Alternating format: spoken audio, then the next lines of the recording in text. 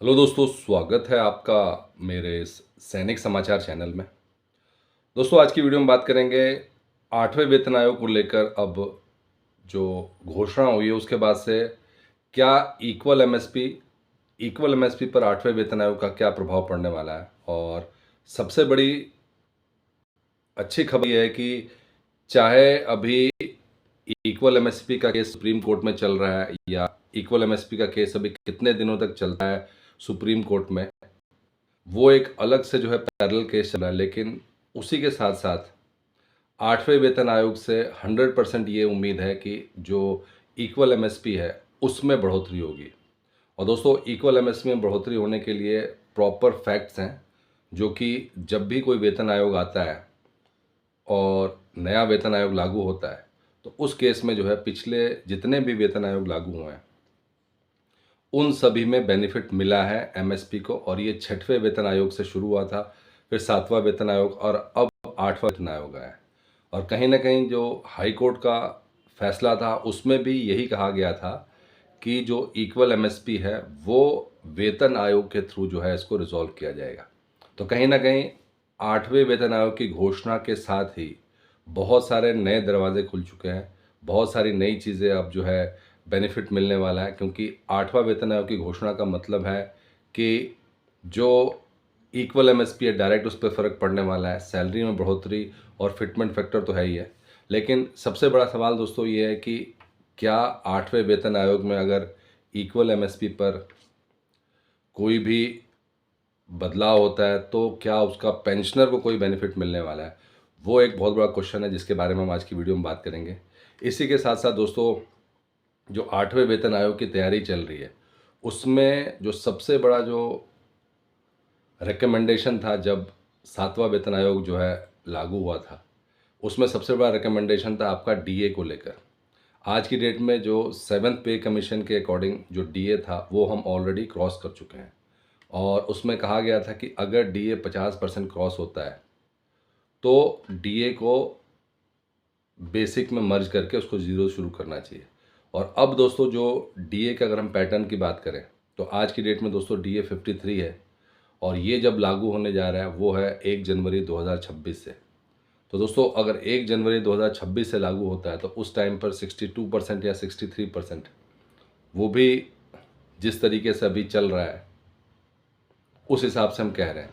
तो कहीं ना कहीं इस डीए के मर्ज के बाद से भी फिटमेंट फैक्टर ऑटोमेटिकली डिसाइड होता है और उसके बाद से आपको कितना मिलना है और सरकार इसके ऊपर जो अपना कैलकुलेशन करेगी उस हिसाब से जो है बहुत सारी चीज़ें जो है डिपेंडेंट है।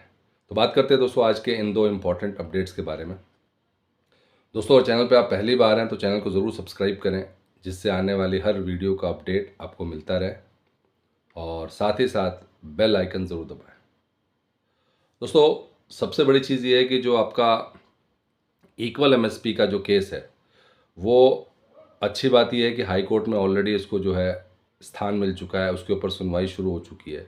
लेकिन उसके साथ साथ ही जब से 8वें वेतन आयोग की घोषणा हुई है अब सिचुएशन और भी क्लियर हो गई है। और 7वें वेतन आयोग में जहाँ पे जेसीओ जवानों को 2000 था, 6ठे वेतन आयोग में जो 2000 था उसका जो है 7वें वेतन आयोग में जब फिटमेंट फैक्टर बढ़ा 2.57 किया गया तो उसका जो इफ़ेक्ट है वो इक्वल एमएसपी भी पड़ा। और आप देख सकते हैं कि वो 2000 से 5200 रुपये हो गया था।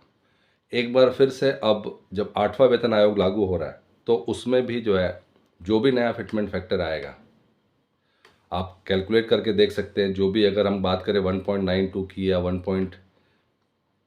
2.30 तक की बात करते हैं तो उस केस में आपका इजीली जो आपका फिटमेंट फैक्टर है वो 10,000 क्रॉस कर जाता है।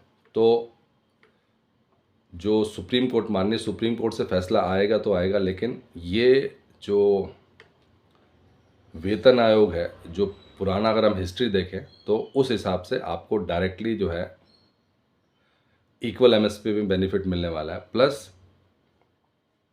इक्वल एमएसपी के साथ साथ जो है अगर हम बात करें पेंशनर्स की या पूर्व सैनिकों की, तो ये जो इक्वल एमएसपी का जो फैक्टर है वो सिर्फ जो लोग सर्विस में हैं उनके लिए है, पेंशनर्स के लिए डायरेक्टली इसका इफेक्ट नहीं है। हाँ, जब नेक्स्ट टाइम पे जो OROP3 या OROP4 जब आता है, उस टाइम पे जब कैलकुलेशन होगी तो जो करंट MSP के हिसाब से वो वन टाइम कैलकुलेशन होती है, और उस हिसाब से जो है जो उस टाइम पेंशनर्स जाएंगे उनका जो कैलकुलेशन होगा वो उनको जो है इस इक्वल MSP का बेनिफिट मिलेगा। लेकिन अभी जो करंट में जो भी डिसीजन होगा उसमें ज़्यादा चांसेस नहीं, ज़्यादा चांसेस मतलब वो इक्वल MSP सिर्फ सर्विस वालों के लिए मिलता है। जब रिटायरमेंट जाते हैं, जैसे OROP2 में था, तो जो उस टाइम का फैक्टर होता है वो एक कॉम्पोनेंट जुड़ा होता है।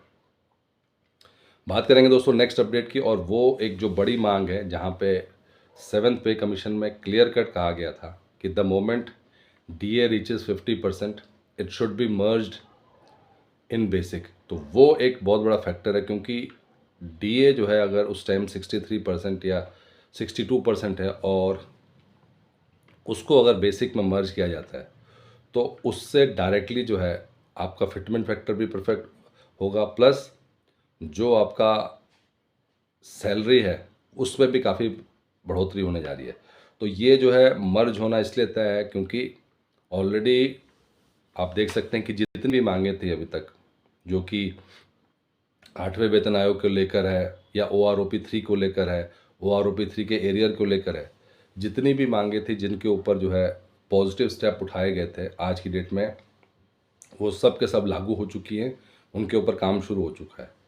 और 8वें वेतन आयोग से जुड़ा हुआ ये मामला है जिसमें कि आपका DA जो है वो बेसिक में मर्ज होना चाहिए, तो वो आपका जो है जनवरी 2026 में जो भी आपका उसमें करंट DA होगा वो आपका जो है उसमें मर्ज होगा।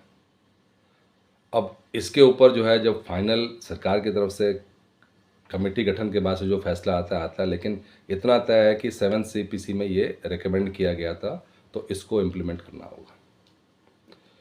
तो दोस्तों ये थे आज के इम्पॉर्टेंट अपडेट सभी केंद्रीय कर्मचारियों के लिए, पेंशनर्स के लिए। अगर वीडियो पसंद आई तो इसको लाइक कीजिए, शेयर कीजिए और सब्सक्राइब करना ना भूलें। Thank you for watching this video.